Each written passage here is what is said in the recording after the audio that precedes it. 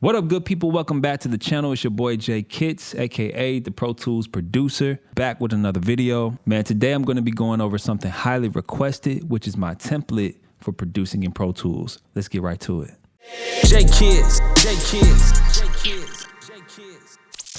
So something highly requested was my template for producing in Pro Tools. Now, although you may not produce in Pro Tools, you can still apply some of these same principles in the ways of how I set up my template to not only produce in, but to optimize my workflow and to actually help others down the line. Meaning when I have to send these sessions out to artists, engineers, and other producers, it's organized, it's easy on the eyes, it's easy to read, and the integrity of the music doesn't get lost in transition. But just like I covered in my basics video, getting familiar with the DAW actually helps you become a lot more creative. And so since I've been working with this a long time, I've created my own templates to help me be creative at my highest. So strap in, guys, and let's jump right into the session. All right, guys, so here's my template setup for production. And this is the most recent version of my template. I'm updating it maybe a couple times a year.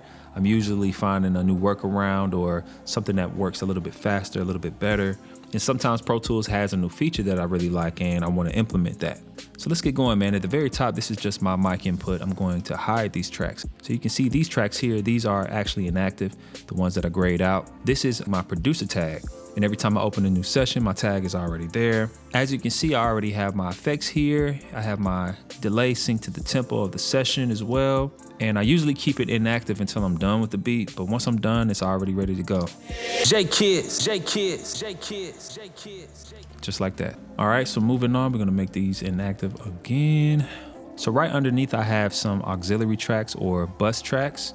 And as you can see, I have drums, music, ear candy, vocals, sound effects, and one for samples as well. The reason for this is me breaking down my elements into stems, basically stemming my own session. I like my drums and music and everything else to be kind of separate from each other. For one, it just gives me a clean signal when things come through one pass as opposed to all of it jumbled up in one channel. I like to just kind of break things up and let things breathe a little bit. Whether some believe that's a myth or not, I actually believe it gives me a way better outcome doing it this way.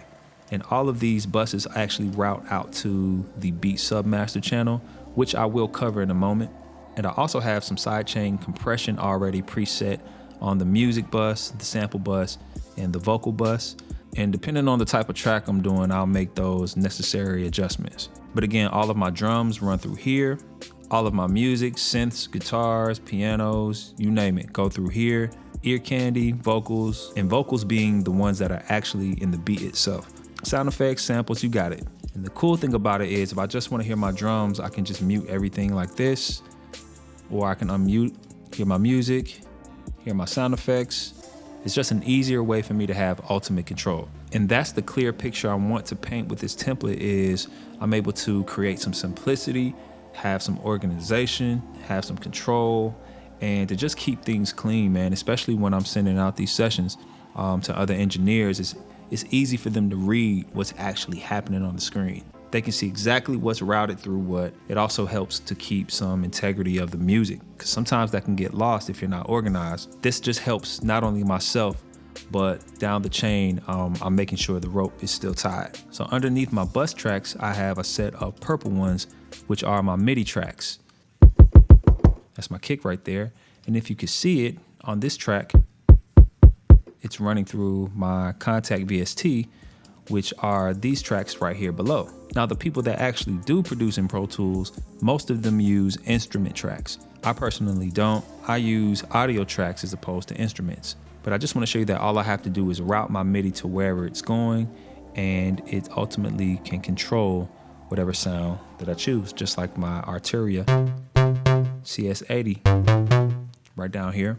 But I usually use these first ones for my drums.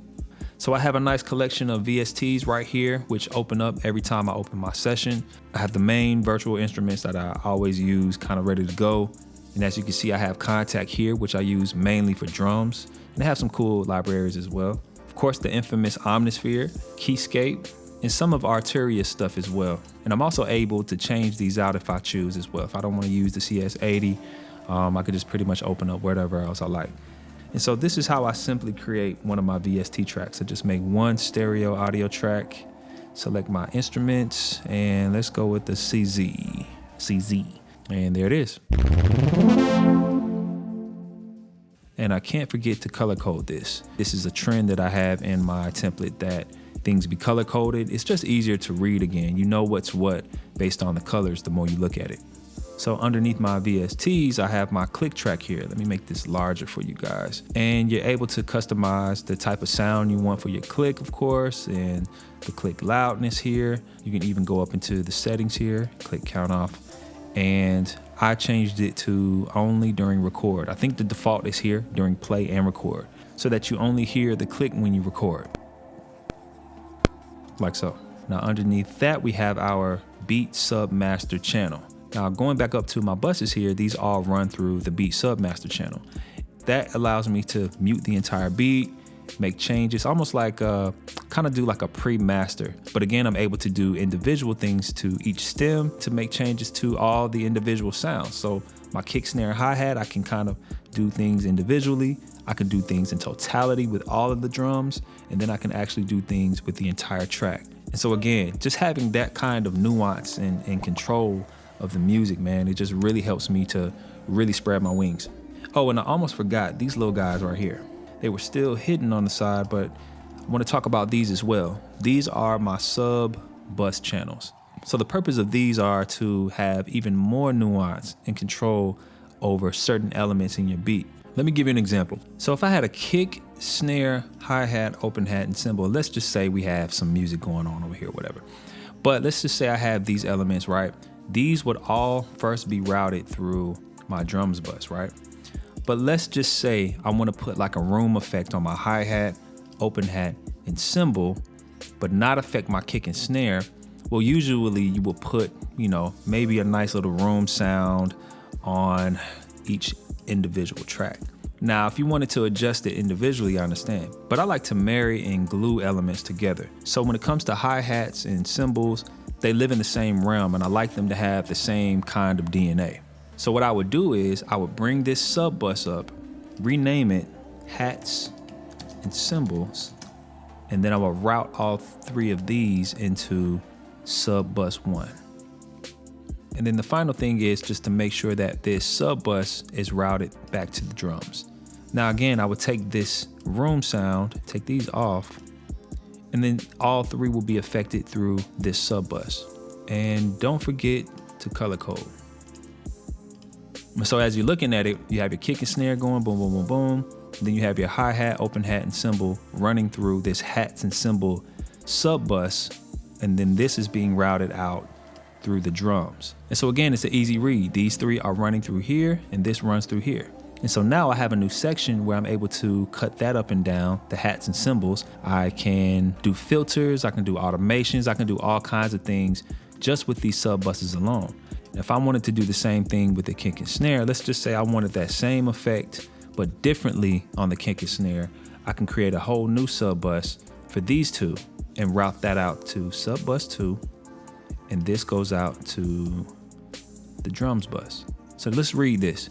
Kick and snare through the sub bus 2 out to the drums, hi-hat, open hat, cymbal out to sub bus 1 to the drums, just like that. Now we can change the sound of each one if we wanted to. And it's just like that. All right, so that's how I essentially use these. I use them for everything, for music, for vocals, sound effects, anything that just needs to be grouped on a micro level. Now, if you look back over here, I have some tracks that are hidden. Let's bring those up. These are vocal tracks. And so I have this here just in case I have, like, let's say I have a songwriter over or somebody that's there to top line my beat. I can instantly pull up these vocal tracks with all of my effects and things that I like to, de-esser, vocal writer, basic compression, basic EQ. But I have this here just as a courtesy, just in case I have a vocalist. It's just a quicker way to getting out the idea as opposed to sitting around and making a bunch of tracks. I could just pull these up instantly and I'm ready to go. And I have my record track here where they can just record their vocal and then drag it down. I also have some tracks ready for backgrounds just in case I have a singer and they want to do harmonies. I have groups of 4 in case they want to do stacks. And these are all sub-bus as well that run through the backs auxiliary, and that runs through down here my vocal submaster. So now we can see I have a beat submaster channel here, and I have a vocal submaster. So let's just say I want to hear the acapella. Let's say I'm playing the full song and I just want to hear the vocals. I can simply mute the beat up here and all of my vocals will be going. And let's say vice versa. I just want to hear the instrumental. I can mute all of the vocals at once. Diving in a little bit deeper, I'm able to mute backgrounds, the entire background section, or just a harmony or two. And also same thing with the leads. So again, me being a broken record, I love having ultimate control over my session. Remember, being a producer, you have to have solutions, and some of the best opportunities not only came, but stuck with me because I was able to be really swift, have a method to the madness, have some control, and always have a solution based around being able to have everything already set up. And so again, I love color coding. You know, it helps me to just recall things based on color. So when I open up my session, I know these are MIDI tracks. I know these are my VSTs. I know the yellow ones are the lead vocals. It's all about simplifying things, man, and making it easier on your eyes, being able to read things. And if you have the ability to set it up to carry a lighter load each time, like, definitely do that. Also, my mixing window here, I have all of my tracks that you see on the edit window, of course. I do have two screens where I have my mixing window on one and my edit window on my laptop screen. And if I'm overloaded on the screen with a bunch of tracks on my mix window, I can go to narrow mix, and now I can see a slimmer version of that with a broader view. So again, when I open it up, these are inactive and hidden just like this. And so are my submaster channels. And this is usually what I start with. So just a quick overview one more time. I have my tag, I have my bus tracks, my MIDI tracks, my VSTs, my click, and my beat submaster channel. And so yeah, this is my template for producing in Pro Tools. One thing about my template that has helped my music career is that once it's been sent to engineers for mixing, they're able to read my sessions. It's almost like a decoded language between the engineer and I. In many ways, this template gives me the ability to communicate with engineers. But what it does, it helps keep the integrity of the music intact. Even if you don't produce in Pro Tools, I know that creating templates ultimately gives us a way of looking at our music.